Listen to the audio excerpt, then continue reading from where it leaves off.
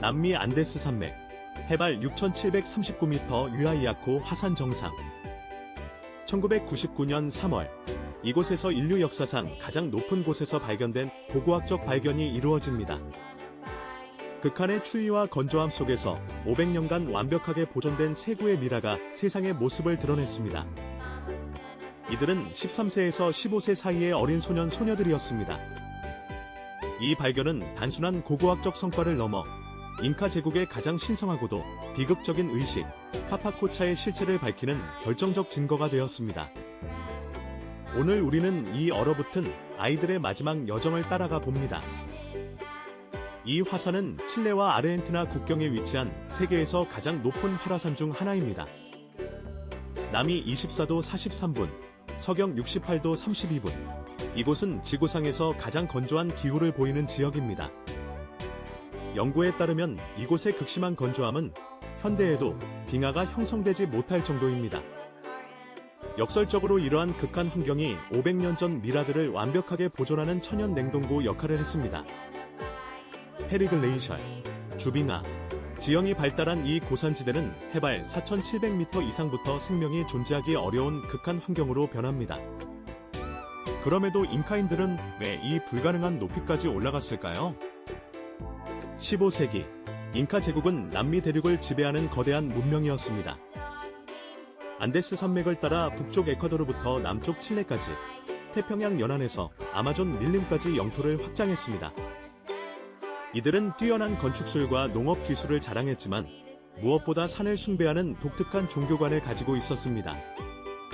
잉카인들에게 높은 산봉우리는 단순한 지형이 아니라 신들이 거주하는 신성한 공간이었습니다. 아프라 불리는 산의 신들은 비와 풍요를 관장하며 인간 세계와 신들의 세계를 연결하는 매개체로 여겨졌습니다. 이러한 신앙은 카파코차라는 극단적인 의식으로 발전하게 됩니다. 카파코차는 왕실의 의무라는 뜻으로 제국에 중대한 사건이 있을 때 거행되었습니다. 새로운 황제의 즉위, 큰 전쟁의 승리, 심각한 가뭄이나 재난이 발생했을 때 신들의 노여움을 달래고 제국의 번영을 기원하기 위한 의식이었습니다. 제국 전역에서 가장 아름답고 건강한 어린이들이 선발되었습니다. 이들은 아클랴라 불리며 선택받은 자로서 최고의 영예를 누린다고 여겨졌습니다. 부모들은 자녀가 선택받으면 슬픔보다는 자랑스러움을 느꼈다고 기록되어 있습니다. 하지만 이 영예의 끝에는 상상할 수 없는 운명이 기다리고 있었습니다.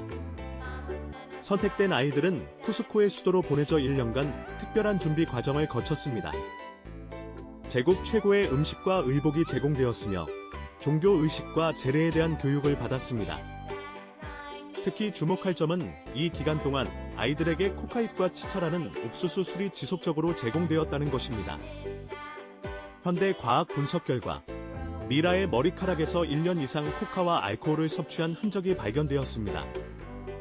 시간이 갈수록 섭취량은 증가했으며 마지막 몇 달간은 거의 중독 수준에 이르렀습니다. 이는 의도적으로 아이들을 반 의식 상태로 만들기 위한 것이었습니다. 1년의 준비가 끝나면 아이들은 최종 목적지로 향하는 긴 행진을 시작했습니다. 수백 명의 사제들과 귀족들이 동행한 이 행렬은 제국에서 가장 성대한 종교 행사였습니다. 유아이아코 화산까지의 여정은 수백 킬로미터에 달했습니다. 해발 4,700m를 넘으면서부터 산소 농도는 급격히 낮아지고 기온은 영하로 떨어집니다. 5,800m 이상의 중위 주빙하 지대에서는 생명체가 거의 존재할 수 없습니다. 그럼에도 잉카인들은 6,739m 정상까지 올라가기 위한 길을 만들고 보급기지를 설치했습니다. 이 기술적 성취는 현대 등반가들조차 경탄할 만한 것이었습니다. 정상 부근에 도착한 아이들은 특별히 건설된 석조 구조물 안에서 마지막 의식을 치렀습니다. 고고학자들은 정상에서 정교하게 배치된 의식용 플랫폼과 곡물들을 발견했습니다. 금과 은으로 만든 작은 조각상들, 최고급 직물, 보자기, 조개 껍질 등이 함께 묻혀 있었습니다. 미라들의 분석 결과 사망 직전 다량의 알코올과 코카가 투여되었음이 밝혀졌습니다.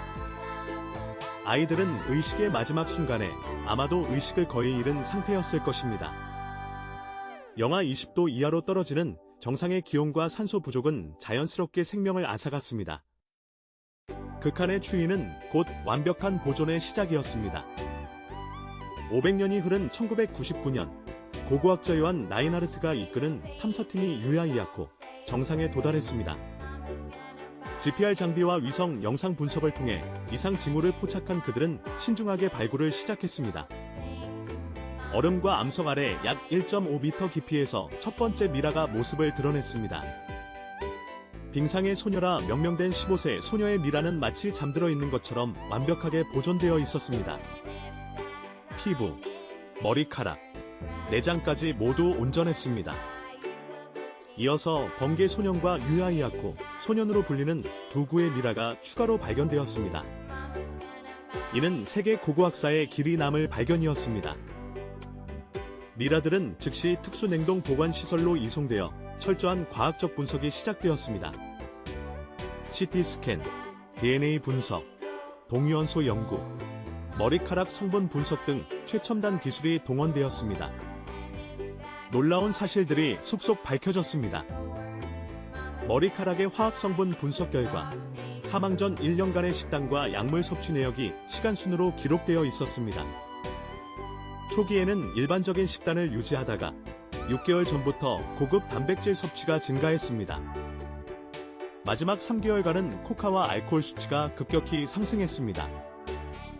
이는 의식이 철저하게 계획되고 준비되었음을 보여주는 명백한 증거였습니다. 미라들의 위장 내용물 분석은 더욱 구체적인 정보를 제공했습니다. 사망 6시간 전까지 섭취한 음식이 거의 소화되지 않은 채 보존되어 있었습니다. 채소, 옥수수, 남아 고기 등 제국 최고급 식재료로 만든 마지막 식사였습니다. 위복과 장신구 분석 결과 이들이 입고 있던 옷은 당대 최고 수준의 직조 기술로 만들어진 것이었습니다. 특히 빙상의 소녀는 깃털로 장식된 화려한 머리 장식과 여러 겹의 의복을 착용하고 있었습니다. 함께 발견된 금은 조각상들은 제국의 엄청난 부와 이 의식에 투입된 자원의 규모를 보여줍니다. 이 모든 증거는 카파코차가 제국 최고 수준의 종교 행사였음을 증명합니다. 이 발견은 학계에 큰 논쟁을 불러일으켰습니다. 일부 학자들은 이를 비극적인 관습으로 규정하며 현대적 윤리 기준으로 비판했습니다. 다른 학자들은 당시 문화적 맥락에서 이해해야 한다고 주장했습니다. 잉카 후손들과 현지 원주민 공동체는 복잡한 반응을 보였습니다. 조상들의 신성한 의식을 과학의 대상으로 삼는 것에 대한 거부감과 동시에 잃어버린 역사를 복원할 수 있다는 기대가 공존했습니다. 현재 미라들은 아르헨티나 살타의 고산 고고학 박물관에 특수 냉동시설에 보관되어 있으며 엄격한 윤리 지침하에 제한적으로 연구와 전시가 이루어지고 있습니다. 이들의 희생은 이제 인류 공통의 문화유산으로서 보존되고 있습니다.